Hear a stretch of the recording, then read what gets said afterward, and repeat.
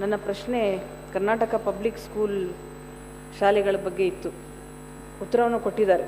ಸನ್ಮಾನ್ಯ ಸಚಿವರ ಒಂದು ಕಾನ್ಸೆಪ್ಟ್ ಇಡೀ ರಾಜ್ಯದಲ್ಲಿ ಕರ್ನಾಟಕ ಪಬ್ಲಿಕ್ ಶಾಲೆಗಳನ್ನು ಮಾಡಬೇಕು ಅಂತ ಇರೋದನ್ನು ಇದು ಒಂದು ಐತಿಹಾಸಿಕ ನಿರ್ಣಯ.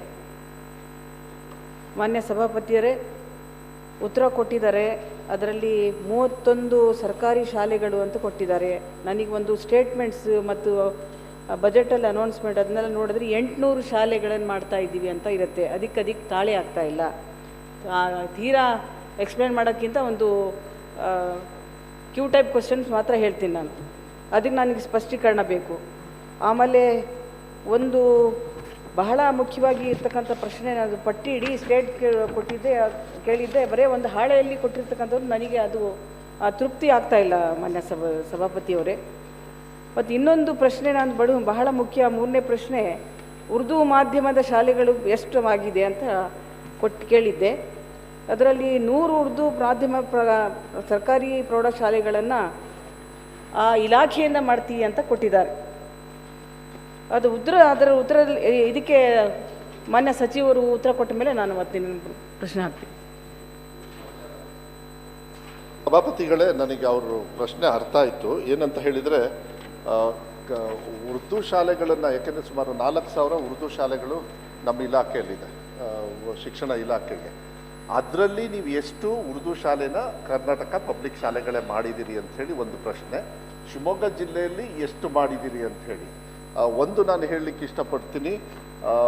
ಹೋದ ಸತಿ ನಮ್ಮ ಆಯವ್ಯಲ್ಲಿ 500 KPS ಶಾಲೆ ಅಂತ ಹೇಳಿತ್ತು. ಅದಾದಮೇಲೆ ಈ ಸತಿಗೆ ಟೋಟಲ್ 1,000 ಆಗುತ್ತೆ. ಹೇಗೆ ಅಂತ ಹೇಳಿಬಿಡ್ತೀನಿ. 500 ಶಾಲೆಯನ್ನು ನಾವು ಸರ್ಕಾರದಿಂದ ಮಾಡಿದ್ವಿ. KKRDBಯಿಂದ ಎಲ್ಲ ಶಾಸಕರ ಅಲ್ಲಿರ್ತಕ್ಕಂಥ ಲೋಕಲ್ ನಿಧಿಯಲ್ಲೂ ಸೇರಿಸಿ 200 ಶಾಲೆ, ಅಲ್ಲಿಗೆ 700 ಶಾಲೆ ಆಯಿತು. ಮತ್ತು ಮೈನಿಂಗ್ ಎಫೆಕ್ಟೆಡ್ ಏರಿಯಾದಲ್ಲಿ 100 ಶಾಲೆ ಅಂದರೆ 10 ಅಸೆಂಬ್ಲಿ ಕಾನ್ಸ್ಟಿಟ್ಯೂನ್ಸಿಗೆ ಬರ್ತದೆ, ಅಲ್ಲಿಗೆ 800 ಶಾಲೆ ಆಯಿತು.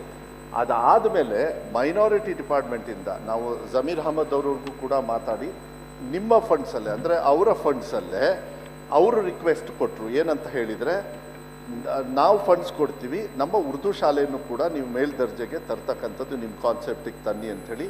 ಹೋದ ಸತಿ ನಾವು ಮಾತಾಡಿದಾಗ 100 ಶಾಲೆ ಮಾತ್ರ ಮಾಡಿದರು. ಆದರೆ ಈ ಸತಿ ಮಾನ್ಯ ಮುಖ್ಯಮಂತ್ರಿಗಳು ಈ ಸತಿ ಬಜೆಟಲ್ಲಿ 100 ಜೊತೆಗೆ ಇನ್ನೂ 100 ನಾವು ಮಾಡ್ತೀವಿ ಅಂತ ಹೇಳಿ ಮೈನಾರಿಟಿ ಡಿಪಾರ್ಟ್ಮೆಂಟಲ್ಲಿ ಅದನ್ನ ಅನೌನ್ಸ್ ಮಾಡಿದ್ದಾರೆ. ಸೊ ಟೋಟಲ್ ನಿಮಗೆ ಉರ್ದು ಶಾಲೆಗಳು ಅಪ್ಗ್ರೇಡ್ ಆಗತಕ್ಕಂಥದ್ದು ಕರ್ನಾಟಕ ಪಬ್ಲಿಕ್ ಶಾಲೆಗೆ 700. ಆ ಲೀಸ್ಟನ್ನು ಕೊಡ್ತೀನಿ. 100 ಲೀಸ್ಟ್ ರೆಡಿ ಇದೆ ಅಮ್ಮ, ಅದನ್ನು ನಾನು ಕಳಿಸ್ಕೊಡ್ತೀನಿ.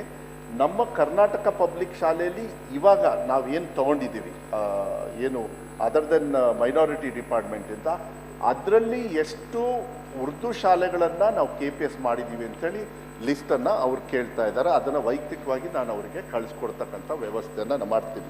ಬೇಸಿಕಲಿ ಉರ್ದು ಶಾಲೆ ಪ್ಲಸ್ ಶಿವಮೊಗ್ಗದಲ್ಲೂ ಕೂಡ ಈ ಸತಿ ಸುಮಾರು 19-20 KPSನ ನಾವು ಕನ್ವರ್ಟ್ ಮಾಡಿರ್ತಕ್ಕಂಥದ್ದು ಮಾಡಿದ್ದೀವಿ. ಬಟ್ ಇಡೀ ರಾಜ್ಯದಲ್ಲಿ ಈ 4,000 ಉರ್ದು ಶಾಲೆಗಳೇನಿದ್ದಾವೆ ಅದರಲ್ಲಿ ಏನು ಅಡ್ಮಿಷನ್ ರೇಟ್ಸು ಕೂಡ ಜಾಸ್ತಿ ಆಗಿದೆ. ಅಡ್ಮಿಷನ್ ಜಾಸ್ತಿ ಆಗ್ತಕ್ಕಂಥದ್ರಲ್ಲಿ ಮೈನಾರಿಟಿ ಡಿಪಾರ್ಟ್ಮೆಂಟ್ ಅವರು ನಮಗೆ ಫಂಡ್ ಕೊಟ್ಟು ನಾವು ಅದನ್ನು ಅನುಷ್ಠಾನ ಮಾಡ್ತಕ್ಕಂಥದ್ದನ್ನು ನಾನು ಮಾಡಲಿಕ್ಕೆ ಇಷ್ಟಪಡ್ತೀನಿ. ಮತ್ತೇನಾದರೂ ಪ್ರಶ್ನೆಗಳಿದ್ದರೆ ಅದನ್ನು ಉತ್ತರವನ್ನು ಕೊಡಲಿಕ್ಕೆ ಇಷ್ಟಪಡ್ತೀನಿ.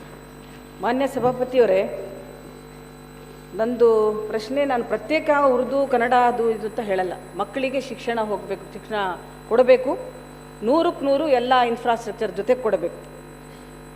ಈಗ ನೀವು ಮೈನಾರಿಟಿ ಡಿಪಾರ್ಟ್ಮೆಂಟಿಗೆ ಪ್ರತ್ಯೇಕ ಕೊಟ್ಟಿದ್ದೇ ತಪ್ಪು. ನಾನು ಈ ವೇದಿಕೆ ಮೂಲಕ ಹೇಳ್ತೀನಿ. ಶಿಕ್ಷಣ ಇಲಾಖೆಯೇ ತಾವು ತಂದೆ ಆಗಿದ್ದೀರ.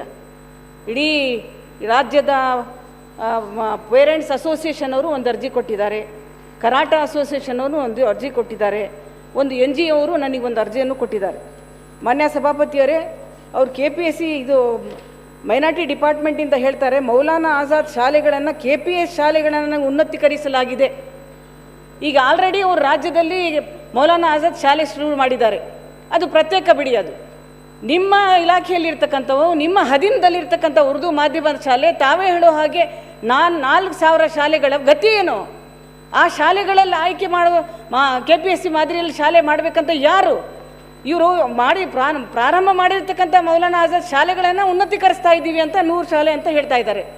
ಇದನ್ನು ಮಾನ್ಯ ಸಭಾಪತಿಯರೇ, ಒಂದು ಕಣ್ಣಲ್ಲಿ ಸುಣ್ಣ ಒಂದು ಕಣ್ಣಲ್ಲಿ ಬಣ್ಣ ಬೇಡ. ಇಡೀ ರಾಜ್ಯದಲ್ಲಿ ಕನ್ನಡ ಇರಲಿ, ತಮಿಳು ಇರಲಿ, ತೆಲುಗು ಇರಲಿ, ಉರ್ದು ಇರಲಿ, ಎಲ್ಲ ಶಾಲೆಗಳಿಗೆ ತಾವೇ ಮಂತ್ರಿಯವರು ತಾವೇ ಮಾಡಬೇಕು. 800 ಶಾಲೆಗಳಲ್ಲಿ ಒಂದು 500 ಶಾಲೆ ಬಹಳಷ್ಟು ಯಾರು ಶಿಕ್ಷಣದಿಂದ ವಂಚಿತರಾಗಿದೆ ಅಂತಾರೆ ನಿಮಗೂ ಗೊತ್ತಿರ್ತಕ್ಕಂಥ ಸದಾ ಈ ವೇದಿಕೆ ಮೇಲೆ ಹಲವಾರು ಚರ್ಚೆಗಳನ್ನು ಮಾಡಿದ್ವಿ. ಒಂದು ಶಾಲೆ ಹೇಳ್ತೀನಿ ಮಾನ್ಯ ಸಭಾಪತಿಯವರೇ, ಒಂದು ಮಂಗಳೂರಲ್ಲಿ ಒಂದು ಬೆಂಗರೆ ಗೌರ್ಮೆಂಟ್ ಸ್ಕೂಲ್ ಅಂತ ಹೇಳಿ 900 ಸ್ಟೂಡೆಂಟ್ಸ್ ಇದ್ದಾರೆ. 100ಕ್ಕೆ 100 ಮೈನಾರಿಟಿ ಸ್ಟೂಡೆಂಟ್ಸ್ ಕನ್ನಡ ಮೀಡಿಯಮಲ್ಲಿ ಓದ್ತಾ ಇದ್ದಾರೆ. ಅಲ್ಲಿ ಜಾಗನೂ ಕೂಡ 5 ಎಕರೆ ಜಾಗ ಇದೆ. ಬಹಳ ಶಿಸ್ತಾಗಿ ಬಹಳ ಚೆನ್ನಾಗಿ ಹೋಗ್ತಾ ಇದೆ. ಆ ಶಾಲೆಗೆ KPSC ಶಾಲೆ ಮಾಡಲ್ಲ. ಮೈನಾರಿಟಿ ಡಿಪಾರ್ಟ್ಮೆಂಟ್ ಹೇಳಿದರೆ ನಮಗೆ ಬರಲ್ಲ, ಅದು ಕನ್ನಡ ಮೀಡಿಯಮ್ ಅಂತ ಹೇಳ್ತಾರೆ. Don't bring the medium for instruction between two announce the KPSC. ಅದನ್ನು ಯಾಕೆ ಅಡಚಣೆ ಮಾಡ್ಕೊಳ್ತಾ ಇದ್ದೀರಾ? ಇನ್ನೊಂದು ಶಾಲೆ ಬಿಜಾಪುರಲ್ಲಿ ಒಂದು ಸತತವಾಗಿ 8 ತಿಂಗಳಿಂದ ಹೋರಾಟ ಮಾಡ್ತಾ ಇದ್ದಾರೆ ಅಲ್ಲಿ ಪೋಷಕರು ಮತ್ತು ಅಲ್ಲಿ NGOಗಳು. ಅಲ್ಲಿ ಒಂದು ಶಾಲೆ ಸುಮಾರು 150 ವರ್ಷಗಳ ಹಿಂದೆ ಶುರು ಮಾಡಿರ್ತಕ್ಕಂಥ ಗಮನಕ್ಕೆ ತನ್ನಿ ಇದು ಗಂಭೀರವಾಗಿ ಗಮನಕ್ಕೆ ತಂದಿದ್ದೀರಲ್ಲ ಮಂತ್ರಿಗಳ ಹತ್ರ. ಅಲ್ಲಲ್ಲ, ಇದೇ ರೀತಿ ನಾನು ಯಾಕೆ ಹೇಳ್ತಾ ಇದ್ದೀನಿ ಅಂದರೆ, ಮೈನಾರಿಟಿ ಡಿಪಾರ್ಟ್ಮೆಂಟ್ ಅವರು ನೋಡಲ್ಲ, ಎಜುಕೇಷನ್ ಡಿಪಾರ್ಟ್ಮೆಂಟ್ ಅವರು ನೋಡಲ್ಲ ಅಂದರೆ ಯಾರು ನೋಡ್ಬೇಕು? ಅವರಿಗೆ ಯಾಕೆ ಮಲ್ತಾ ಈ ಧೋರಣೆ? ಒಂದು ಭದ್ರಾವತಿ ತಾಲೂಕು ಇಡೀ ಸ್ಟೇಟಲ್ಲಿ ದೊಣಪ್ಘಟ್ಟ ಶಾಲೆ ಅಂತ ಇದೆ. ದೊಣಪ್ಘಟ್ಟ ಇಡೀ ಸ್ಟೇಟಲ್ಲಿ ಹೈಯೆಸ್ಟ್ ಸ್ಟ್ರೆಂತ್ ಅದು. ಆ ಶಾಲೆಗೆ ನೀವು KPSC ಶಾಲೆ ಮಾಡಿಲ್ಲ. ಮೈನಾರಿಟಿ ಡಿಪಾರ್ಟ್ಮೆಂಟ್ ಅವರು ಮಾಡಲ್ಲ, ತಾವು ಮಾಡಲ್ಲ. ಸಾಗರಲ್ಲಿ ಶಾಲೆ ಮಾನ್ಯ ಸಭಾಪತಿ ಹಾರ್ಟ್ ಆಫ್ ದಿ ಸಿಟಿಯಲ್ಲಿ ಫಿಶರಿ ಡಿಪಾರ್ಟ್ಮೆಂಟ್ ಅವ್ರಿಗೆ ಕೊಟ್ಬಿಟ್ಟಿದ್ರು. ಅದು ಅಲ್ಲಿ ಓಲ್ಡ್ ಸ್ಟೂಡೆಂಟ್ಸ್ ಅಸೋಸಿಯೇಷನ್ ಅವರು ಒಂದು ಅಸೋಸಿಯೇಷನ್ ಮಾಡ್ಕೊಂಡು ಅಲ್ಲಿ LKGಯಿಂದ ಅವರೇ ದುಡ್ಡು ಹಾಕಿ LKG ಶುರು ಮಾಡಿದ್ದಾರೆ. ಅಲ್ಲಿಂದ ಟೀಚರ್ಸ್ ಕಳಿಸಿದ್ದಾರೆ ದುಬೈಯಿಂದ ಅಲ್ಲಿ ಪಾಠ ಮಾಡೋಕ್ಕೆ. ಇಂಗ್ಲೀಷ್ ಮೀಡಿಯಂ ಬಹಳ ಅಚ್ಚುಕಟ್ಟು. ಆ ಶಾಲೆ ಪ್ರಪೋಸ್ ಮಾಡಿದ್ವಿ. ಎದರ್ ನೀವು ಎಜುಕೇಷನ್ ಡಿಪಾರ್ಟ್ಮೆಂಟ್ ತೊಗೊಂಡಿಲ್ಲ, ಆರ್ ನೀವು ಮೈನಾರಿಟಿ ಡಿಪಾರ್ಟ್ಮೆಂಟ್ ತೊಗೊಂಡಿಲ್ಲ. ಮತ್ತೆ ಈ ತರ ಚಿಕ್ಕೋಡಿಯಲ್ಲಿ ಗಮನಕ್ಕೆ ತನ್ನಿ. ಈಗ ಇವರ ಮಂತ್ರಿಗಳೇ ಈಗ ಅವ್ರು ಏನು ಹೇಳಿದಾರೆ ಅದನ್ನ ಗಮನಕ್ಕೆ ತಗೊಂಬಂದು ಅದು ಏನಾಗಿದೆ ಅಂತ ಒಂದು ಹೇಳ್ಬಿಡಿ. ಇಲ್ಲ ಅವ್ರ ಕನ್ಸರ್ನ್ ನನಗೆ ಅರ್ಥ ಆಯ್ತು, ಸದಸ್ಯರ ಕನ್ಸರ್ನು. ಅವ್ರಿಗೇನಂದ್ರೆ ಮೈನಾರಿಟಿ ಡಿಪಾರ್ಟ್ಮೆಂಟಲ್ಲಿ, ನಿಮ್ಮ ಡಿಪಾರ್ಟ್ಮೆಂಟಲ್ಲಿ ಏನು ಮಾಡಿದ್ರು? ಮೈನಾರಿಟಿ ಡಿಪಾರ್ಟ್ಮೆಂಟಿಗೆ ನಾವು ದುಡ್ಡು ಕೇಳಿಲ್ಲ. ಮೈನಾರಿಟಿ ಡಿಪಾರ್ಟ್ಮೆಂಟ್ ಅವರೇ ನಾವು ದುಡ್ಡು ಕೊಡ್ತೀವಿ, ದಯವಿಟ್ಟು ನಮ್ದು ಏನಿದೆ ಅದ್ರ ಮೇಲೆ ತಗೊಳ್ಳಿ ಅಂತ. ಅವರಿಗೆ 500 KPS ಶಾಲೆಯಲ್ಲಿ ಎಲ್ಲ ಶಾಲೆನೂ 10 ಉರ್ದು ಶಾಲೆ ಮಾತ್ರ ನಮಗೆ KPS ಶಾಲೆಯನ್ನ ಕನ್ವರ್ಟ್. ಈಗ ಅವ್ರದ್ದು ಕನ್ಸರ್ನ್ ಏನಂತ ಹೇಳಿದ್ರೆ ಮೌಲಾನಾ ಆಜಾದ್ ಅನ್ನ ನೀವು ಅಪ್ಗ್ರೇಡ್ ಮಾಡಿ ಕೇಳ್ತಾ ಇದ್ದೀರಾ ಅಂತ ಅವ್ರು ಹೇಳ್ತಾ ಇರೋದು. ಬರೀ ಮೌಲಾನಾ ಅಲ್ಲ, ಉರ್ದು ಶಾಲೆನೂ ಕೂಡ ನಾವು ಏನು ಕಲ್ಯಾಣ ಕರ್ನಾಟಕ ಭಾಗದಿಂದನೂ ಫಂಡ್ ಬರೋದ್ರಲ್ಲೂ ಕೂಡ ಉರ್ದು ಶಾಲೆನ KPS ಆಗಿ ಮಾಡಿದ್ದೀವಿ. ಎಲ್ಲದನ್ನೂ ಒಟ್ಟಿಗೆ ಮಾಡೋಕ್ಕಾಗಲ್ಲಮ್ಮ. ಯಾಕೆಂತ ಹೇಳಿದರೆ ನನಗೂ ಟೋಟಲ್ ನನ್ನ ಕೈಯಲ್ಲಿ ಇರೋದೇ 800 ಶಾಲೆ. 800 ಶಾಲೆಯಲ್ಲಿ ಇಡೀ ರಾಜ್ಯದಲ್ಲಿ ಮಾಡಿದಾಗ ಕೆಲವು ಉರ್ದು ಶಾಲೆ ಬಂದಿರುತ್ತೆ, ಕೆಲವು ಸ್ಪರ್ಧೆ ಇರ್ಬೋದು. ನೀವು ಯಾವುದನ್ನು ಹೇಳ್ತಾ ಇದ್ದೀರಿ ಅದನ್ನು ಕೂಡ ಕನ್ಸಿಡರ್ ಮಾಡ್ತಕ್ಕಂಥ ವ್ಯವಸ್ಥೆಯನ್ನು ನಾನು ಮಾಡ್ತೀನಿ, ಇಲ್ಲ ಅಂತ ಹೇಳಲ್ಲ. ಬಟ್ ಅವ್ರ ಕಾಳಜಿ ಗೊತ್ತಾಯಿತು, ನೀವು ಅಲ್ಲಿ ಭೇದ ಭಾವ ಮಾಡಬೇಡಿ ಅಂತ ಹೇಳಿ.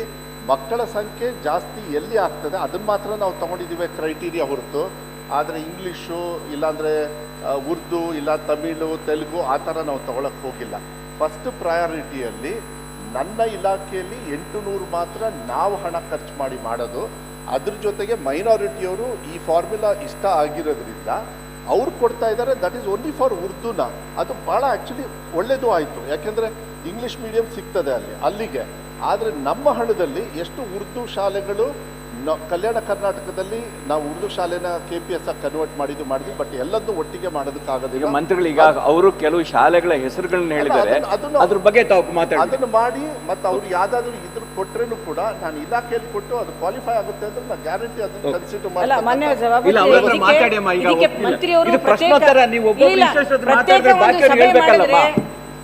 ನೋಡಿ ಸರ್. ಈಗ ಮಂಗಳೂರದೊಂದು ಉದಾಹರಣೆ ಹೇಳಿದೆ, 900 ಸ್ಟೂಡೆಂಟ್ಸ್, 5 ಎಕರೆ ಜಮೀನು. ಇನ್ನು ಅದಕ್ಕಿಂತ ಇನ್ನೇನು ಮಾನದಂಡ ಬೇಕು? ಈಗ ಅವ್ರು ಮಾತಾಡ್ತಾರೆ ಬಿಡಿ, ನಿಮ್ಗೆ ಕರೆದು ಒಂದ್ಸಲ ಮಾತಾಡ್ಬಿಡಿ. ಹನುಮಂತ